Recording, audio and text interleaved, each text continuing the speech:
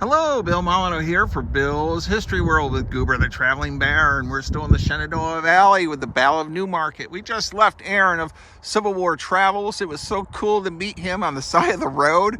I'm hoping the dead cat will work on this microphone. The Battle of Newmarket. I have a board game on this. I haven't released it.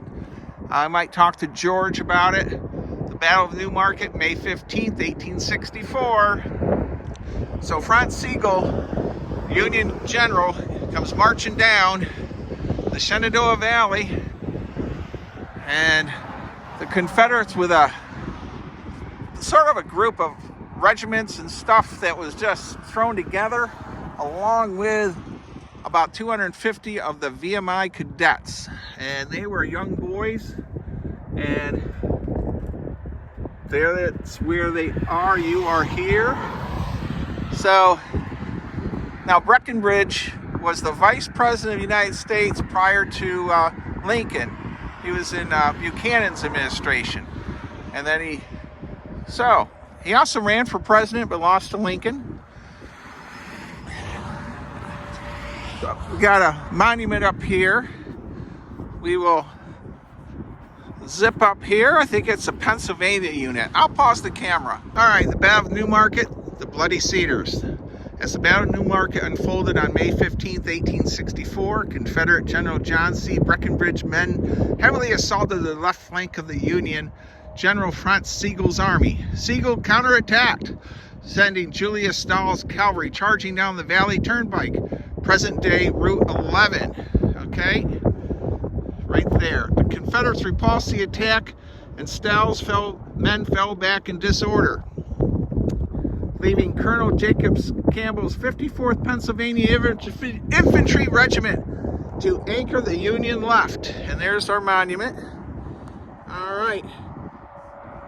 I ordered the 54th also to charge, wrote Campbell, which was done with spirit. Under heavy fire, the West Virginians retreated unexpectedly. Men of the 54th Pennsylvania, now alone, came over the crest of the cedar-covered hill and were shocked by the number of Confederates waiting in a ravine to the woods in front of you, those cedar trees. Campbell had no choice but to retreat to save his command. His men made two defensive stands in the cedar grove. Here, as they retreated, of the regiment's 566 soldiers, 32 were killed, 100 wounded, 42 captured, totaling a loss of more than 30%. The 54th suffered the second highest regimental losses of the Battle of Newmarket.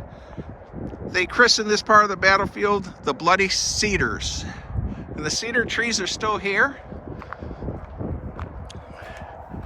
Really neat.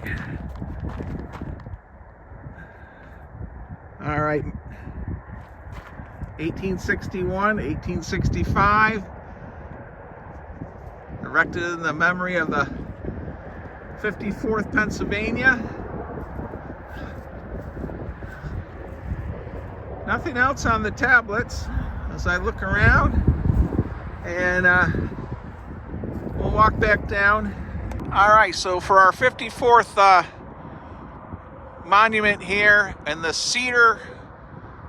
Bloody Cedar Battle, as some would call it, I guess, we're gonna head out. Stay safe, be kind, be courteous. Thank you for watching, and keep watching and subscribing as we learn more about history. This is the Battle of Newmarket, the Bloody Cedars. Thank you. Well, we are in the town of Newmarket, Virginia, and we're continuing in our Shenandoah Valley trip with Goober the Traveling Bear. Tying this in with the 54th Massachusetts. These artillery pieces, there's a 3-inch rifle. Now, I've been to Newmarket Battlefield on the other side of 81, but this section I've never seen before. So we have a 12-pounder and another 12-pounder. And these are Confederate artillery pieces. And here we have our signage. Let's go over and check that out. Confederate artillery at the Battle of Newmarket. All right, Goober says this is super cool. Move your guns to the front where they could kill somebody. All right, during the Battle of Newmarket, Confederate General John C. Breckinridge made use of his artillery, employing his guns as a powerful mobile striking force. Breckinridge first had his cannons on Shirley's Hill in Federal's fruitless attempt to provoke the Northerns into attacking. When he took the offensive, Breckinridge split into attacking. When he took the offensive, his cannon into three groups. Jackson's battery stayed with General Ward, the west side of the battlefield. McCann's battery went with General John Immoden, and a sweeping movement. Breckinridge accompanied the group on the pike. Wow. All right, so there we are. So this is where we are. Very cool. And there is an artillery battery across the street on the other side of that White House there. But we didn't stop there. All right, so we got our 12-pounder Napoleons.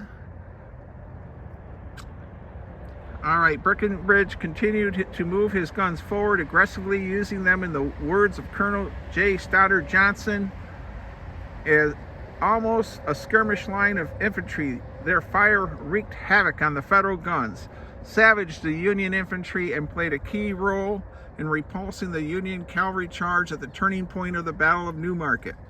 In the words of historian William Jack Davis, there was not another battle of this size in the war in which the maneuvering and firing of cannon played so important a part of the outcome. All right. And post-war image of Major William McLaughlin, who commanded the Confederate artillery during the battle. So I gotta find out, two guns manned by the VMI cadets section and those of Lieutenant Carter Berkeley's section from here. The Southern cannon unleashed a lethal fire into Union infantry. All right. Well, we got wind again, so we're gonna close this out. Okay, everyone, stay safe, be kind, be courteous. Thank you for watching, and Goober loves the Shenandoah Valley.